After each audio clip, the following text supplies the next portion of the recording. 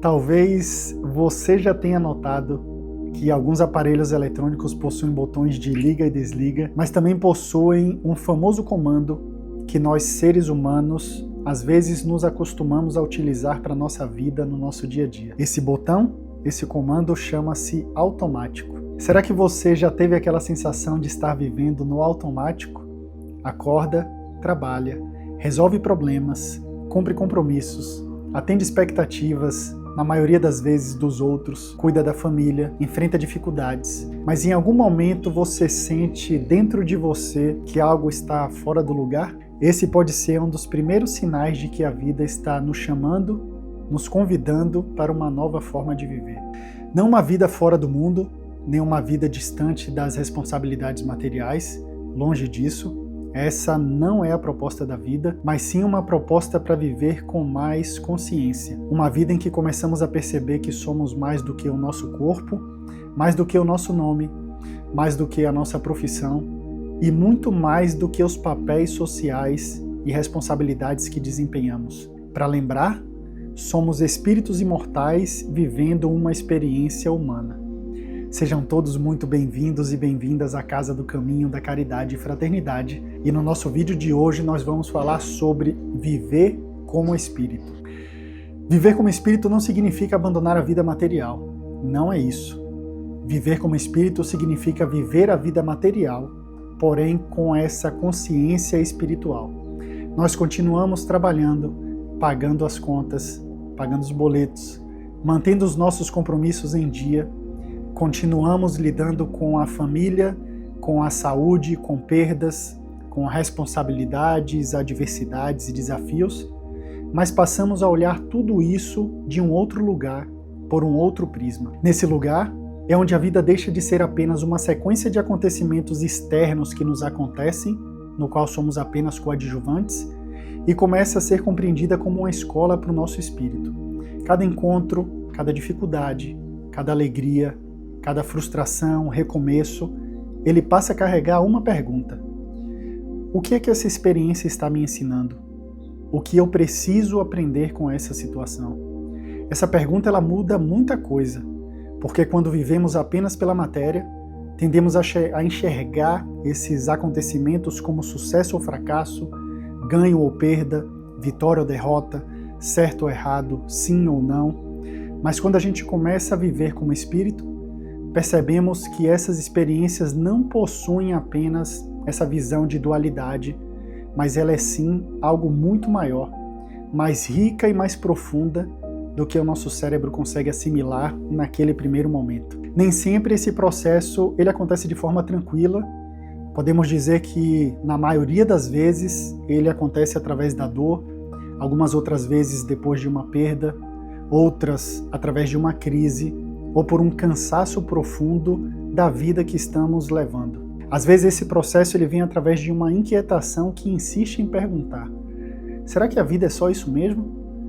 É nesse ponto que começamos a olhar para dentro de nós. Quando olhamos para dentro e percebemos que existe algo em nós, mais do que o ego, mais verdadeiro do que o nosso personagem, é quando a gente começa a perceber que a vida está nos chamando. A escritora e psicóloga Lourdes Possato, no seu livro Em Busca da Cura Emocional, ela traz uma reflexão muito próxima disso. Ela lembra que em determinado momento da nossa atual encarnação, podemos nos ver diante de uma escolha, de uma encruzilhada. Seguir a nossa essência mais profunda ou permanecer presos às ilusões do ego. Em outras palavras, viver a partir do espírito ou continuar vivendo apenas a partir do nosso personagem. É a partir desse momento que começamos a perceber as leis espirituais agindo na nossa vida. O caminho, claro, ele pode ser diferente para cada pessoa, mas o convite ele é muito semelhante. Sair da superfície, sair dessa borda e viver com mais profundidade. Quando olhamos para a história da humanidade, nós encontramos exemplos marcantes de pessoas que passaram por grandes transformações. Esses exemplos eles não aparecem aqui para comparação, não é isso que estamos propondo. Eles também não aparecem aqui para que pensemos que precisamos realizar algo muito grandioso diante do mundo. Eles aparecem para mostrar que a vida espiritual, ela pode atravessar a vida humana e transformá-la completamente. Allan Kardec é um desses exemplos. Antes de ser conhecido como codificador da doutrina espírita, Kardec era conhecido como Hippolyte Léon Denisard Rivail, educador, pedagogo, escritor, homem de razão e método.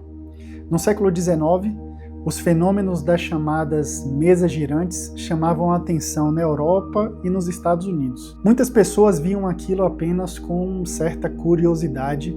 Para alguns era apenas entretenimento, para outros, questões relacionadas ao mistério. Mas Kardec olhou para aqueles fenômenos com muita seriedade. Ele não abandonou a razão, mas colocou a razão a serviço da investigação espiritual. Percebeu que por trás de certos efeitos físicos havia respostas inteligentes. E se havia uma resposta inteligente, era necessário buscar a causa inteligente por trás delas. A partir desse caminho de observação, comparação, análise e questionamento, foram surgindo as bases da codificação espírita. Em 1857 é publicado o Livro dos Espíritos, em 1861 o Livro dos Médiuns, em 1864 a obra que hoje conhecemos como o Evangelho segundo o Espiritismo, que inicialmente havia sido publicada com o título de Imitação do Evangelho segundo o Espiritismo. Com Kardec, nós aprendemos algo muito importante. Viver como espírito não é fugir da razão, é iluminar essa mesma razão com a nossa espiritualidade. Outro exemplo marcante é Saulo de Tarso. Saulo era um homem de convicção, energia e disciplina, mas durante certo período da vida, ele colocou toda essa força a serviço da perseguição aos primeiros cristãos. Até que no caminho de Damasco, viveu uma experiência espiritual decisiva. Uma luz intensa, uma queda, 3 dias de cegueira e uma pergunta: Saulo, Saulo, por que me persegues? A partir daquele encontro, a força de Saulo não desapareceu, mas a direção ela mudou. A obstinação ela continuou, mas o objetivo passou a ser outro. O perseguidor, ele se transforma em servidor. Saulo passa a ser Paulo, o apóstolo. E ele nos ensina que viver como espírito não significa perder a personalidade, a inteligência ou a energia que possuímos. Significa, antes de tudo, colocar tudo isso a serviço de um propósito muito mais elevado. A mesma força que antes podia ferir, passa a servir. A mesma coragem que antes podia perseguir, passa a sustentar a fé. A mesma intensidade que antes alimentava o seu orgulho, depois passa a testemunhar o Evangelho. E quando falamos de viver como espírito, chegamos naturalmente a Jesus. Em Jesus, nós encontramos o modelo mais alto de vida espiritual aqui na Terra. Ele esteve no mundo, mas não se prendeu a este mundo. Jesus não apenas falou sobre espiritualidade, mas a viveu em cada gesto, em cada palavra, em cada encontro. E é por isso que o Evangelho continua sempre tão atual. Ele não fala de tempos passados, mas do ser humano de todos os tempos. Fala sobre cada um e de cada um de nós. No movimento espírita, nós também encontramos exemplos luminosos de dedicação e serviço. Chico Xavier e Divaldo Franco nos deixaram testemunhos profundos de mediunidade, disciplina, caridade e amor ao próximo. Que a espiritualidade ela é, acima de tudo, trabalho, constância e compromisso no trabalho com Jesus. Mas, como dissemos, esses exemplos não estão aqui para nos fazer pensar: quando eu serei como eles? A pergunta, ela pode ser outra.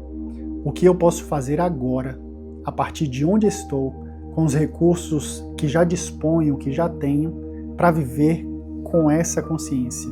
Viver como espírito não é necessariamente realizar uma missão pública, mas começar com atitudes muito simples na busca pela expansão da nossa própria consciência. Pode ser que o personagem que você construiu durante anos já não responda mais às necessidades da sua alma.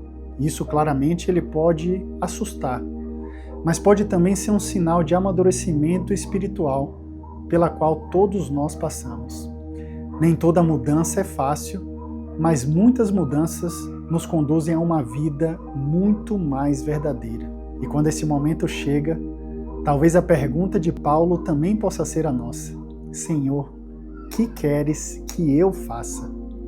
Essa pergunta, nesse momento, muda tudo, porque é como se disséssemos: que caminho eu devo seguir a partir de agora? Viver como espírito é assumir, pouco a pouco, esse compromisso com o nosso autoconhecimento, com a nossa reforma íntima, com o trabalho no bem, com a educação desses nossos sentimentos. Não significa perfeição, afinal de contas, não viemos aqui para sermos perfeitos, mas para viver uma vida digna de ser vivida. Não significa que não teremos adversidades, mas teremos a disposição para seguir em frente a cada dia. Nós ainda somos espíritos em processo de aprendizado, trazendo as nossas limitações, os nossos impulsos, os nossos medos, mas também, como Jesus diz, trazemos a nossa luz, possibilidades, talentos e recursos espirituais que podem ser despertados. A vida material é o campo onde esse despertar acontece. É na convivência que somos testados e nas dificuldades que descobrimos forças que não sabíamos possuir. Por isso, o nosso convite de hoje ele é muito simples. Viva a sua experiência humana sem esquecer a sua realidade espiritual. Cuide da sua vida material. Trabalhe, planeje, construa, estude, proteja a sua família, cumpra com as suas responsabilidades. Mas não esqueça que você é espírito imortal. Está aqui apenas de passagem. Um dia, todos nós retornaremos à pátria espiritual. E quando esse momento chegar, não levaremos os títulos, os bens, os cargos ou as aparências. Levaremos aquilo que tivermos construído dentro de cada um de nós. Como se atribui a Dom Bosco, a nossa vida é um presente que Deus nos dá. E a forma como vivemos a nossa vida é o nosso presente de volta para Ele. Que possamos oferecer a Deus tudo aquilo que fomos chamados a fazer na nossa atual existência. Que possamos aproveitar a nossa vida da melhor maneira possível e fazendo o nosso melhor a cada dia. Fiquem com Deus, que Jesus nos abençoe agora e sempre.